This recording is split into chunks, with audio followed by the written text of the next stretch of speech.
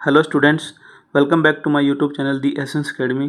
Students, आज हम इस वीडियो में इंडियन कॉन्स्टिट्यूशंस के मोस्ट इम्पोर्टेंट क्वेश्चंस डिस्कस करेंगे। आज मैं इस वीडियो में आपके लिए भारतीय संविधान के one liner important and PYQs question लेकर आया हूं। तो आप इस वीडियो को स्टार्टिंग से लेकर एंड तक देखें और अगर आपको यह वीडियो अच्छी लगे तो इसे लाइक करें एंड शेयर करें और हमारे इस चैनल दी एसेंस अकेडमी को सब्सक्राइब करें। तो देखते हैं आज का इस वीडियो का सबसे पहला क्वेश्चन क्या है। भारत का संविधान कब लागू हुआ था? तो आप सभी को पता होगा, भारत का संविधान 26 जनवरी 1950 को लागू हुआ था। ठीक है, नेक्स्ट क्वेश्चन है हमारा, संविधान सभा के स्थायी अध्यक्ष कौन थे? तो संविधान सभा के स्थायी अध्यक्ष डॉक्टर राजेंद्र प्रसाद थे। ठीक है, नेक्स्ट क्वेश्चन है, भारतीय संविधान के निर्माता किसे माना जाता है? तो भारतीय संविधान के, इंडियन कॉन्स्टिट्यूशन के निर्माता किसे माना जाता है? तो उनका नाम है डॉक्टर BR अम्बेडकर। ठीक है, तो डॉक्टर BR अम्बेडकर को भारतीय संविधान के निर्माता माना जाता है। नेक्स्ट क्वेश्चन है, संविधान सभा के अस्थायी अध्यक्ष कौन थे? तो संविधान सभा के जो अस्थायी अध्यक्ष थे उनका नाम था डॉक्टर सच्चिदानंद सिन्हा। ठीक है, तो डॉक्टर सच्चिदानंद सिन्हा संविधान सभा के अस्थायी अध्यक्ष थे। हमारा नेक्स्ट क्वेश्चन है, संविधान निर्माण में कुल कितना समय लगा था? तो संविधान निर्माण में कुल 2 वर्ष 11 महीने और 18 दिन लगे थे। ठीक है, तो संविधान निर्माण में, जब संविधान बनाया गया था तो इसके निर्माण में 2 वर्ष 11 महीने और 18 दिन लगे थे। क्वेश्चन नंबर 7 है, मौलिक अधिकारों को किस देश के संविधान से लिया गया है? तो ये हमारे लिए गए हैं fundamental rights United state of America के कॉन्स्टिट्यूशन से लिए गए हैं। ठीक है, तो जो अमेरिका है, संयुक्त राष्ट्र अमेरिका या फिर संयुक्त राज्य अमेरिका के संविधान से मौलिक अधिकारों को लिया गया है। नेक्स्ट क्वेश्चन है, राज्य के नीति निर्देशक सिद्धांत किस देश के संविधान से लिए गए हैं? तो ये लिए गए हैं हमारे आयरलैंड से। ठीक है, और ये 36 से लेकर हमारा आर्टिकल नंबर 36 से लेकर 51 तक है। ठीक है, तो राज्य के नीति निर्देशक सिद्धांत आयरलैंड देश के सिद्धांत से लिए गए हैं। क्वेश्चन नंबर 9 है, भारतीय संविधान में कुल कितनी अनुसूचियां हैं? तो जो इंडियन कॉन्स्टिट्यूशन है इसमें टोटल 12 अनुसूचियां हैं। ठीक है, और नेक्स्ट क्वेश्चन देखिए, मूल संविधान में कितने भाग और अनुच्छेद थे? तो जब हमारा संविधान बनाया गया था तो उस समय पर हमारे संविधान में कितने भाग और अनुच्छेद थे? तो उस समय पर हमारे कॉन्स्टिट्यूशन में, हमारे संविधान में 22 भाग और 395 अनुच्छेद थे। ठीक है, नेक्स्ट पॉइंट है, अब हम इसके नेक्स्ट 10 क्वेश्चन डिस्कस करेंगे। हमारा नेक्स्ट क्वेश्चन देखिए, संविधान में संशोधन की प्रक्रिया किस देश से ली गई है? तो संविधान में संशोधन की प्रक्रिया जो ली गई है वो दक्षिण अफ्रीका के संविधान से ली गई है। ठीक है, तो संविधान में संशोधन की प्रक्रिया दक्षिण अफ्रीका के संविधान से ली गई है। नेक्स्ट क्वेश्चन देखिए, प्रस्तावना को संविधान की कुंजी किसने कहा था? तो प्रस्तावना को संविधान की कुंजी, ये क्वेश्चन, ये जो आंसर है ये गलत दे रखा है इसमें। तो प्रस्तावना को संविधान की कुंजी पंडित ठाकुरदास भार्गव के द्वारा कहा गया था। पंडित ठाकुरदास भार्गव के द्वारा कहा गया था। ठीक है, तो प्रस्तावना को संविधान की कुंजी पंडित ठाकुरदास भार्गव के द्वारा कहा गया था। और जो ये KM मुंशी थे तो इन्होंने संविधान को राजनीतिक कुंडली कहा था। ठीक है, तो KM मुंशी थे, इन्होंने संविधान को, जो ये प्रस्तावना है, प्रस्तावना को संविधान की राजनीतिक कुंडली कहा था। ठीक है, तो आई होप आपको ये दोनों क्वेश्चन समझ आ गए होंगे। प्रस्तावना को संविधान की कुंजी किसने कहा था? तो ये कहा था पंडित ठाकुरदास भार्गव ने, और KM मुंशी ने प्रस्तावना को संविधान की राजनीतिक कुंडली कहा था। नेक्स्ट क्वेश्चन देखिए, संसदीय प्रणाली किस देश के संविधान से प्रेरित है? तो ये हमारा है ब्रिटेन से। नेक्स्ट क्वेश्चन है, भारत के प्रथम राष्ट्रपति कौन थे? तो इनका नाम था डॉक्टर राजेंद्र प्रसाद। ठीक है, डॉक्टर राजेंद्र प्रसाद हमारे देश के पहले राष्ट्रपति थे। ठीक है, नेक्स्ट क्वेश्चन है, भारत के पहले प्रधानमंत्री कौन थे? तो भारत के जो पहले प्रधानमंत्री थे उनका नाम था पंडित जवाहरलाल नेहरू। पंडित जवाहरलाल नेहरू हमारे पहले प्रधानमंत्री थे। नेक्स्ट क्वेश्चन है, स्वतंत्र भारत के प्रथम गृह मंत्री कौन थे? तो उनका नाम था सरदार वल्लभ भाई पटेल। ठीक है, तो स्वतंत्र भारत के प्रथम गृह मंत्री सरदार वल्लभ भाई पटेल थे। क्वेश्चन नंबर 7 है, स्वतंत्र भारत की लोकसभा के पहले अध्यक्ष कौन थे? तो उनका नाम था जी.वी. मावलंकर। ठीक है, तो जी.वी. मावलंकर हमारे प्रथम लोकसभा के अध्यक्ष थे। ठीक है, ये क्वेश्चन बहुत ही ज़्यादा इंपॉर्टेंट है, कई परीक्षाओं में, कई एग्जाम में पूछा गया। ठीक है, तो स्वतंत्र भारत की लोकसभा के पहले अध्यक्ष कौन थे? तो उनका नाम था जी.वी. मावलंकर। ठीक है, नेक्स्ट क्वेश्चन देखिए, लोकसभा की पहली महिला अध्यक्ष कौन थी? तो उनका नाम था मीरा कुमार। ठीक है, तो लोकसभा की पहली महिला अध्यक्ष कौन थी? तो उनका नाम था मीरा कुमार। नेक्स्ट क्वेश्चन देखिए, भारत में मतदान की आयु 21 वर्ष से घटाकर 18 वर्ष किस संशोधन द्वारा की गई थी? तो इसका सही जवाब है 61वां संविधान संशोधन 1989। ठीक है, तो ये 61वां संविधान संशोधन हुआ था 1989 में।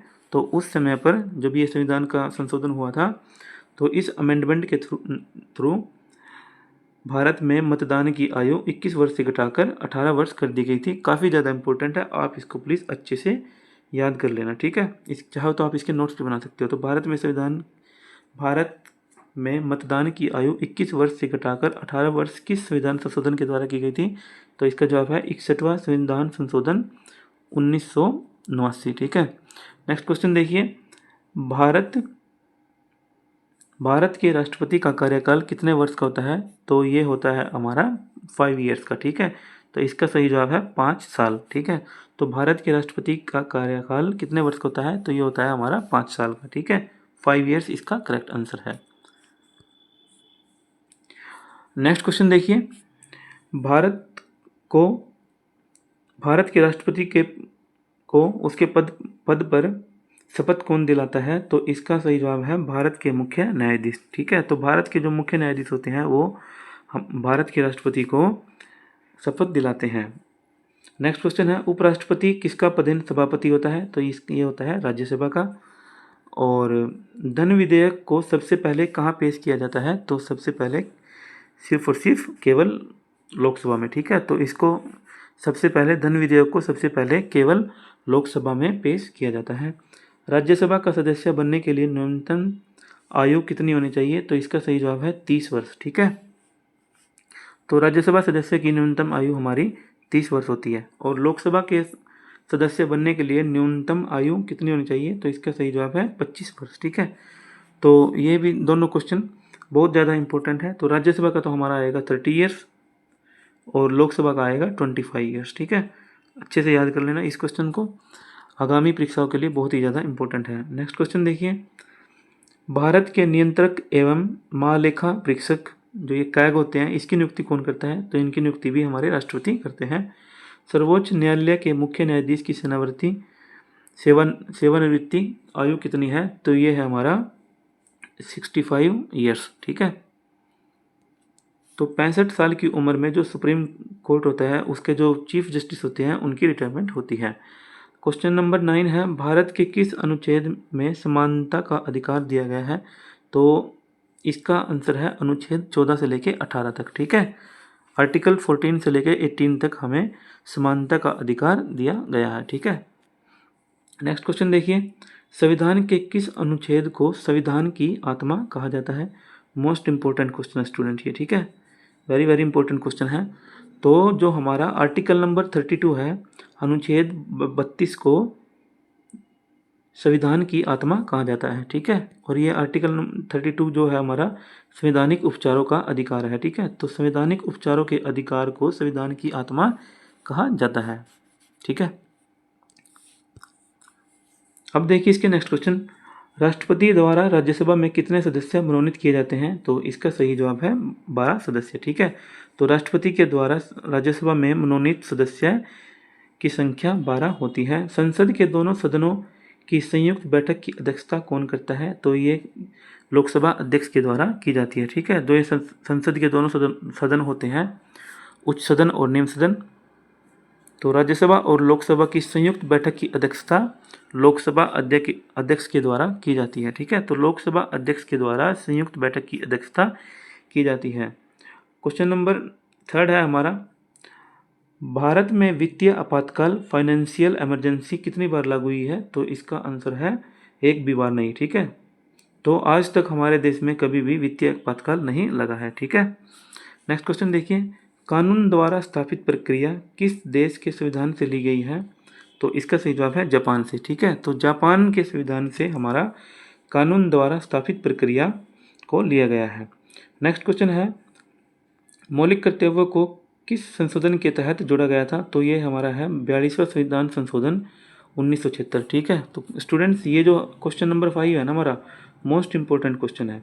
एक तो इसमें ये बनता है मौलिक अधिकारों को किस संशोधन के तहत जोड़ा गया था। ठीक है, तो इसका आंसर है 42वां संविधान संशोधन। ये बहुत ही ज़्यादा हमारा इंपॉर्टेंट क्वेश्चन है। अगला क्वेश्चन देखिए, भारतीय संविधान का कौन सा भाग मौलिक अधिकारों से संबंधित है? तो जो हमारा भाग नंबर 3 है, आर्टिकल 12 से लेके आर्टिकल 35 तक, तो 12 से 35 जो है हमारा मौलिक अधिकारों से संबंधित है। ठीक है, अनुच्छेद 12 से लेके 35 तक। ठीक है, तो हमारे जो फंडामेंटल राइट्स हैं वो हमारा आर्टिकल 12 से लेकर 35 तक है।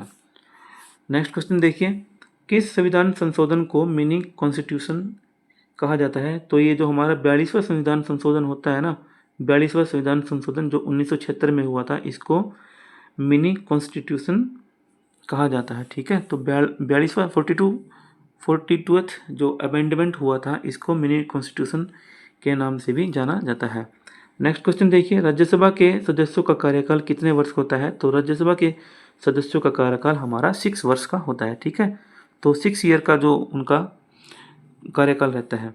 नेक्स्ट क्वेश्चन देखिए, राज्यसभा का सदस्य बनने की न्यूनतम आयु कितनी होती है? तो राज्यसभा का न्यूनतम आयु बनने की जो न्यूनतम आयु होती है, राज्यसभा का सदस्य बनने की न्यूनतम आयु हमारा 30 साल होती है। ठीक है, नेक्स्ट क्वेश्चन देखिए, भारत का प्रथम नागरिक कौन होता है? तो इसका सही जवाब है राष्ट्रपति। ठीक है, तो जो भारत का राष्ट्रपति होता है ना, वह भारत का प्रथम नागरिक होता है। अगला क्वेश्चन है हमारा इसमें, लोकसभा को भंग करने की शक्ति किसके पास है? तो ये हमारा है सिर्फ और सिर्फ राष्ट्रपति के पास। ठीक है, तो लोकसभा को बंद करने की जो शक्ति होती है वह राष्ट्रपति के पास होती है। कोई विधेयक धन विधेयक है या नहीं, इसका निर्णय कौन करता है? तो इसका निर्णय करता है हमारा लोकसभा अध्यक्ष। ठीक है, तो कोई भी धन विधेयक है या फिर नहीं, तो इसका निर्णय हमेशा लोकसभा अध्यक्ष के द्वारा किया जाता है। भारत में सर्वोच्च न्यायालय की स्थापना कब हुई थी? तो भारत में सर्वोच्च न्यायालय की स्थापना 28 जनवरी 1950 को हुई थी। ठीक है, ये क्वेश्चन भी बहुत ज़्यादा इंपॉर्टेंट है। ठीक है, तो भारत में सर्वोच्च न्यायालय की स्थापना 28 जनवरी 1950 को हुई थी।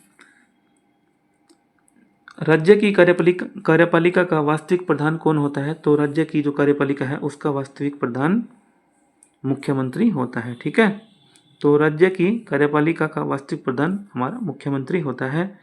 पंचायती राज प्रणाली किस अनुच्छेद में वर्णित है? तो ये हमारा है अनुच्छेद 40 में। तो स्टूडेंट ये क्वेश्चन नंबर 6 भी हमारा बहुत ही ज़्यादा इंपॉर्टेंट क्वेश्चन है। वैसे तो जो मैं करा रहा हूँ आपको, ये जो इस वीडियो में मैं करा रहा हूँ सभी के सभी क्वेश्चंस रिपीटेड क्वेश्चंस हैं प्रीवियस ईयर एग्जाम में, लेकिन कुछ ऐसे क्वेश्चंस हैं जिनको मैं आपको बता रहा हूँ वो मोस्ट इम्पोर्टेंट है। ठीक है, तो इनको आप अच्छे से देख लेना। नेक्स्ट क्वेश्चन है, भारतीय राष्ट्रीय कांग्रेस की स्थापना कब हुई थी? तो ये हुई थी 28 दिसंबर 1885 को। ठीक है, भारतीय राष्ट्रीय कांग्रेस की स्थापना 28 दिसंबर 1885 को हुई थी। भाषा के आधार पर गठित होने वाला भारत का पहला राज्य कौन सा था? तो ये था हमारा आंध्र प्रदेश। 1953 में यह गठित हुआ था। ठीक है, तो भाषा के आधार पर गठित होने वाला पहला राज्य आंध्र प्रदेश था और यह 1953 में हुआ था। नेक्स्ट क्वेश्चन देखिए, भारतीय संविधान का सबसे बड़ा स्रोत कौन सा भाग माना जाता है? तो जो भारत सरकार का अधिनियम 1935 था, भारत सरकार अधिनियम 1935 को भारतीय संविधान का सबसे बड़ा स्रोत माना जाता है। ठीक है, ऐसा माना जाता है कि मैक्सिमम पार्ट जो हमारे संविधान निर्माण के समय भारत सरकार अधिनियम 1935 को ही ले लिया गया था। ठीक है, ऐसा माना जाता है कि 80% तो हमारा भारत सरकार अधिनियम 1935 ही लिया गया है। नेक्स्ट क्वेश्चन देखिए हमारा, सत्यमेव जयते कहाँ से लिया गया है? तो सत्यमेव जयते जो हमारा लिया गया है वह हमारा मुंडकोपनिषद से लिया गया है। ठीक है, मुंडकोपनिषद से। ठीक है, तो सत्यमेव जयते मुंडकोपनिषद से लिया गया है। तो स्टूडेंट्स, आज की वीडियो में बस इतना ही। आई होप आपको ये वीडियो अच्छी लगी होगी। अगर आपको यह वीडियो अच्छी लगी हो तो इसे प्लीज़ लाइक करें एंड शेयर करें और हमारे इस चैनल दी एसेंस एकेडमी को सब्सक्राइब करें। तो मिलते हैं आपको नेक्स्ट वीडियो में। तब तक के लिए आप सभी को thank you so much for watching my video and जय हिंद।